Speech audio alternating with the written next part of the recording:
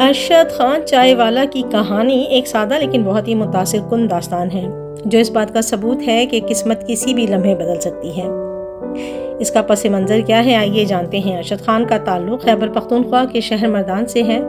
وہ ایک عام سا لڑکا تھا جو اسلام آباد میں ایک چھوٹے سے ہوٹل پر چائے بناتا تھا۔ اس کا تعلق ایک غریب اور بڑی فیملی سے ہے اور وہ ان دنوں اپنے خاندان کی کفالت کے لیے محنت مزدوری کرتا تھا۔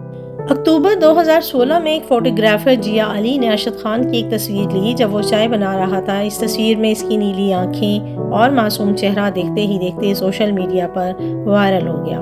لوگ اس کے سحر میں مبتلا ہو گئے اور اسے چائے والا ماڈل کہنا شروع کر دیا۔ تصویر کے وائرل ہوتے ہی میڈیا نے اسے ہاتھوں ہاتھ لیا۔ کئی فیشن برانڈز اور میگزینز نے ارشد کو ماڈلنگ کی آفر دی۔ وہ پاکستان فیشن ویک میں بھی شریک ہوا اور یوں ایک عام چائے بیچنے والا لڑکا راتوں رات سیلیبریٹی بن گیا۔ چند سال بعد ارشد خان نے اسلام آباد میں اپنا خود کا کیفے کھولا جس کا نام چائے والا کیفے رکھا۔ بعد میں اس کا نام چائے والا روف ٹاپ کیفے کر دیا گیا۔ اس کیفے کو بہت پسند کیا گیا اور اس کا کاروبار خوب چلا۔ اب ارشد خان ایک کامیاب کاروباری شخصیت ہے۔ وہ اپنی تعلیم دوبارہ شروع کرنے کا ارادہ رکھتا ہے اور زندگی میں کچھ بڑا کرنے کا عزم رکھتا ہے۔